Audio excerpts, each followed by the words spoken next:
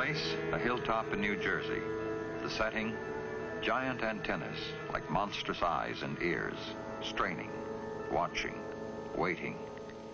Inside the control station, a team of specialists with ultra-sensitive electronic equipment, ready to probe the vast reaches of the sky. These men are waiting for the climax of a dramatic experiment they've been working on for many months in collaboration with the National Aeronautics and Space Administration. An experiment known by its code name as Project Echo. Men like Luke Lowry here, Dick Klon, Bill Snell, 4166. and Bill Jakes, project engineer. All scientists with the Bell Telephone Laboratories. 4167. In a few minutes, if things go right, Holmdel will communicate by telephone in a brand new way by routing the call through outer space to Goldstone, California, 2,300 miles away, where scientists of the Jet Propulsion Lab are waiting. This call will be bounced off a man-made satellite. If it works, it will be the first time voice has traveled from the Earth up to a man-made moon and back to Earth again. This is the satellite, a huge empty balloon, here shown while still in its hangar. The inflated balloon is 10 stories high, made of a strong, new aluminized plastic. Strong, yet only half as thick as the cellophane around a package of cigarettes. Its aluminum coating gives it nearly 100% reflectivity. That balloon will soon be hurtling across the sky 1,000 miles high over North America. Yes, these men know why they are on this New Jersey hilltop. But others may wonder, even if it works, so what? Who cares about bouncing messages off a space balloon? What's the practical good of it? We can telephone almost any place in the world today. Thanks to ocean cables, we can talk overseas as if to the phone next door. This year, about 3 million messages will be transmitted across the Atlantic. But 10 years from now, it is predicted there will be 21 million messages.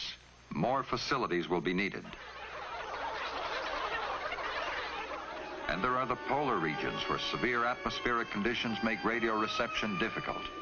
Here, particularly, the military need for alternate communication systems is great. Powerful microwave transmitters carry telephone calls over barren and open spaces. These systems will always serve us well.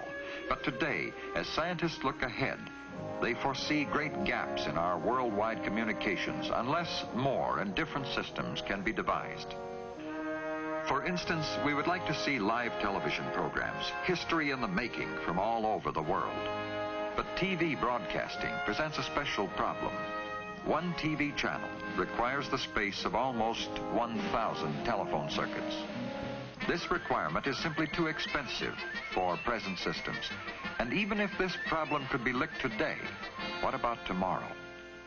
For many years now, Bell Laboratories scientists have been looking ahead to satellites for communication. We are already capable of building a satellite equipped with operating receivers and transmitters, which could be made to operate at a much greater height than a simple reflector balloon like that in Project Echo.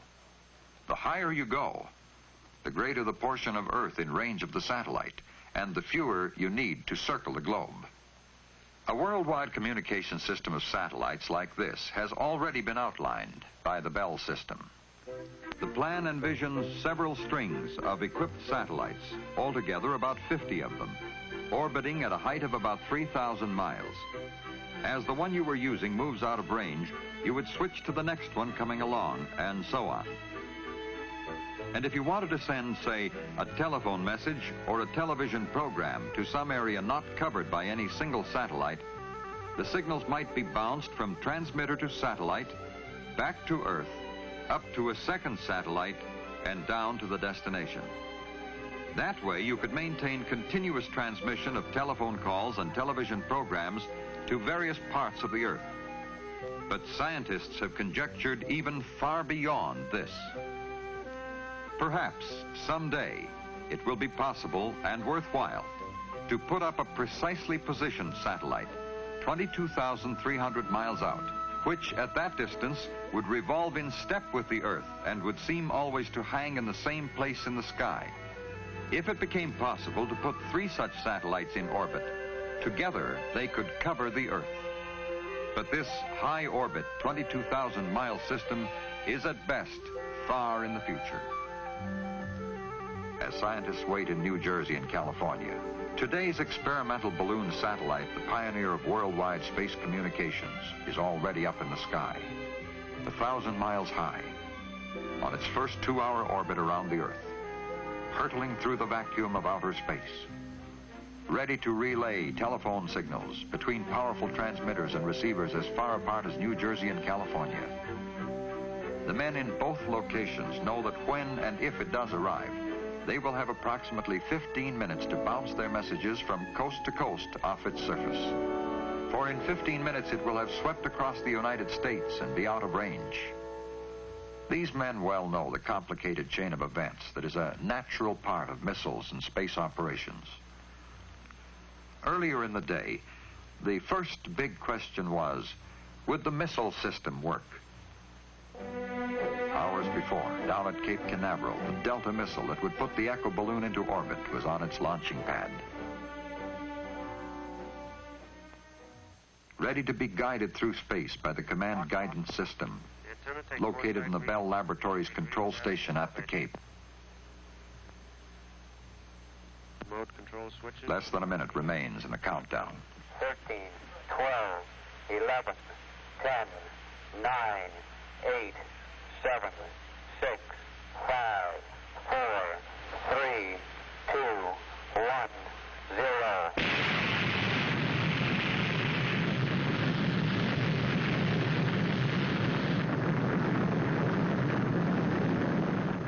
As the missile hurtles through space, the control center maintains communication with it, checks its position, and automatically sends any necessary steering orders to keep it on its predetermined path.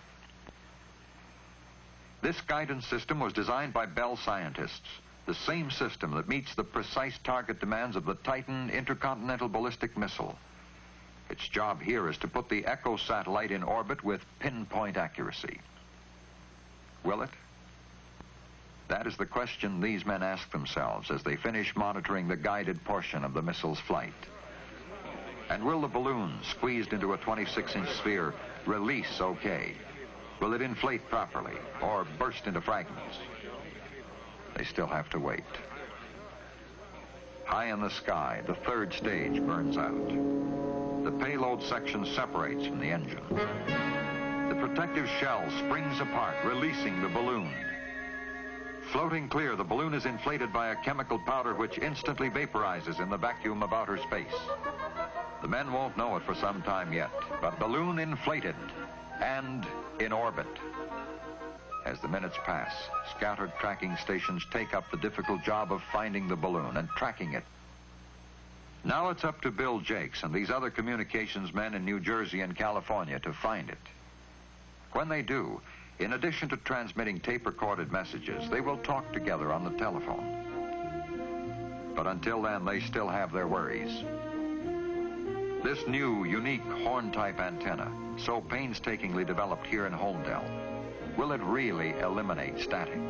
It should, with the help of new circuitry and this other recently developed equipment called the maser. These inventions will make the weakened voice signals come in strong and clear, even after their long journey through space. This is no ordinary amplifying device. It operates in an ultra-cold vat of liquid helium at minus 457 degrees Fahrenheit. In this super cold world, the maser's ruby crystal helps keep the telephone conversation clear and easy to hear, which makes the maser one of the greatest new contributions to communications. At last, the sweating out period is about over. Holmdel is in constant touch with Goldstone by an open telephone line. The first actual transmission bounced off a man-made satellite will be from tape recordings. Goldstone has just reported they have picked up the balloon. A pinpoint in the sky, 100 feet wide, 1,000 miles out in space. It's like trying to locate a golf ball a mile away.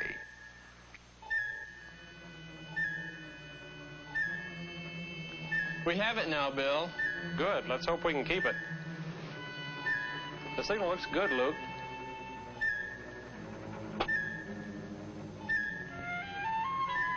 Tracking looks good, too. Let's see how Goldstone is doing. Hello, Goldstone. This is Holmdel. We're getting your signal. How are you receiving ours? Strong and steady, Bill.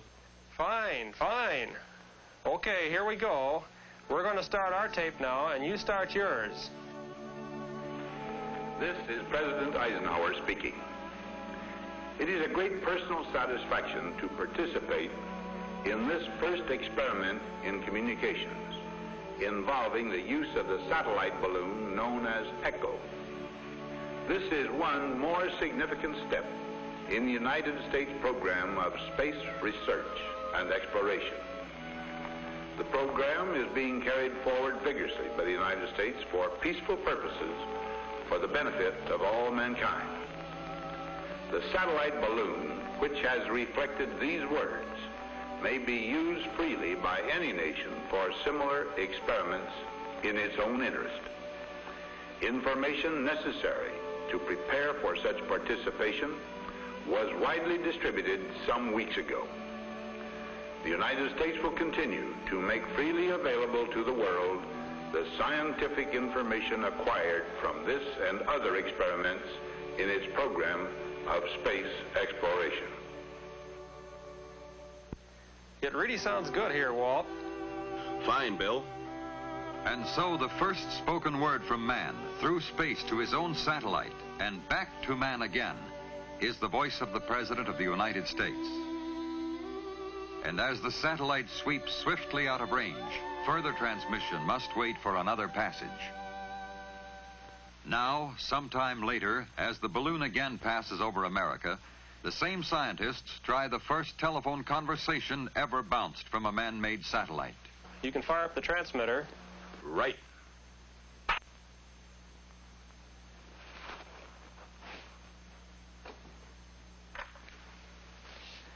Hello, Goldstone. This is Holmdel calling.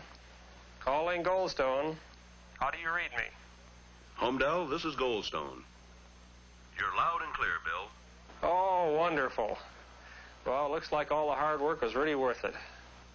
A new, bold stride on a long road has been taken. The road to communications between ourselves and others overseas with the same variety and dependability we now enjoy anywhere in our own country. The balloon satellite of Project Echo is, of course, for experiment only. But it is an experiment that may result in a new intercontinental communication system.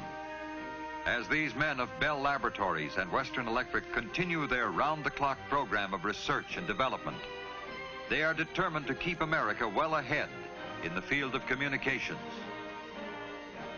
And today they are looking, as all humanity looks, to the vast potentials of outer space.